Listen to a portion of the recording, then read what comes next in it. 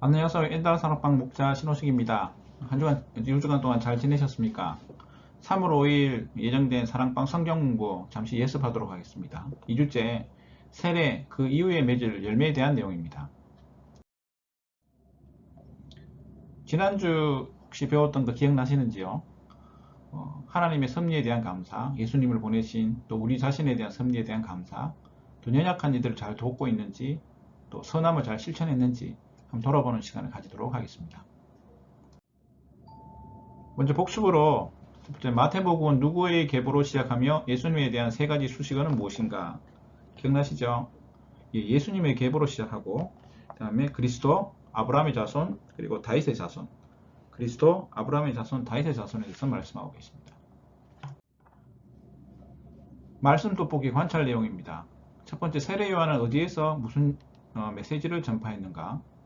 보시면 광야에서, 그죠? 유대 광야에서 했고 주된 메시지 내용은 회개하라, 천국이 가까웠다 전파하고 있습니다. 실제로 이 광야라는 장소는 새로운 창조, 탄생을 예고하는 곳으로 되어 있고 새로운 시작이 있지만 동시에 사람의 생명을 위협하는 곳이기에 자신이 가졌던 것들을 포기하지 않고는 참 갈 수 없는 곳이 광야라고 하겠습니다. 두 번째로 세례 요한은 무엇을 준비하는 자였으며 이 준비를 위해 어떤 사역을 했는가? 주의 길을 예비한 자였고 죄를 자복 회개하는 자들에게 세례를 베푸는 일들을 하였습니다. 즉 주의 길을 예비하는 자, 예수님의 길을 예비하는 역할을 세례 요한이 담당했고 특별히 세례 요한이 베푼 그 세례는 정결함의 상징이라 할 수 있겠습니다. 세 번째로 요한에게 나온 자들은 누구이며 요한은 그들에게 어떤 삶을 살라고 권면했는가? 읽어보시면 바리새인들과 그 다음에 사두개인들이 나왔고 회개에 합당한 열매를 살아라고 이렇게 권고하고 있습니다. 이스라엘 민족 같은 경우는 택함을 받았던 민족이라는 굉장히 자부심, 건강한 자존감을 넘어서서 다른 민족을 얕보거나 그 다음에 자신의 죄를 합리화시키는 도구로 막 사용했던 그런 민족이 되겠습니다. 요한의 세례와 예수님의 세례는 어떻게 다르며 각각의 세례는 무엇을 상징하는가? 아마 요즘 목사님께서 일반 세례와 그 다음에 성령의 내주하심, 그 다음에 성령 세례와 그 다음에 성령 충만, 그 다음에 그 부흥에 대해서 잘 설명하고 해 주셨습니다.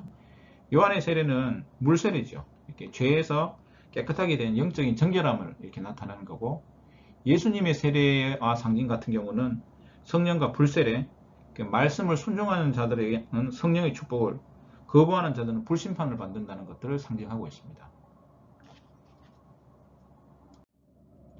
다음 예수님이 요한에게 세례를 받는 것이 합당하다고 말씀하신 이유는 무엇이며 세례를 받고 물에서 올라오실 때 일어난 특이한 현상 세 가지는 무엇인가?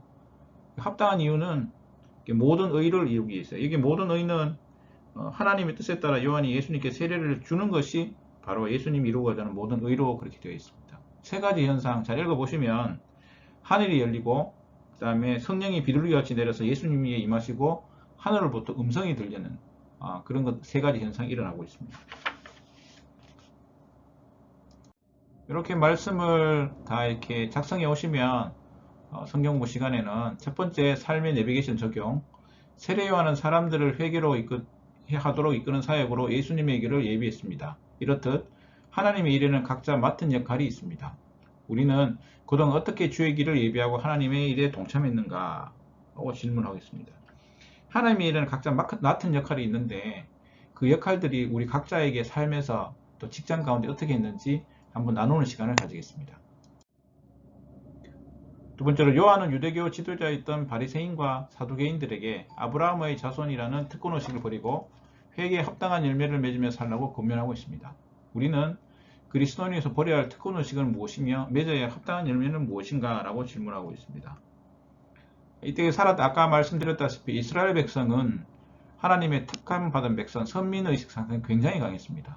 그래서 아까 말씀드린 건강한 자의식이라든지 자존감을 넘어서서 멸시하는 그런 것들을 가졌습니다. 굉장히 특권의식이 있었죠. 그럼 우리 스스로를 볼 때 버려야 할 특권의식이나 맺어야 할 열매들이 어떠한 것들이 있는지 이번 주일을 함께 모였을 때 나누도록 하겠습니다. 세 번째로 요한은 죄를 자백하고 나오는 자들에게 세례를 베풀어 영적인 정결함을 갖도록 촉구했고, 예수님은 죄가 없으시지만 요한에게 세례를 받으심으로써 인류 구원에 대한 하나님의 구속사적인 계획과 뜻을 이루셨습니다. 우리가 세례를 받을 때 가장 인상 깊었던 기억을 무엇이고, 본문을 통해 새롭게 깨달은 세례의 의미는 무엇인가에 대해서 한번 나눠보는 시간을 가지도록 하겠습니다. 아까 세례의 의미는 결국은 죄사함, 정결에 대한 의미였고, 제 기억에도 중학교 3학년 때 아마 세례를 받았었는데 참 잘 알지 못하고 받았지만 그래도 그 가운데 은혜 주셨던 기억들이 있습니다. 함께 이를 나누는 시간을 가지도록 하겠습니다.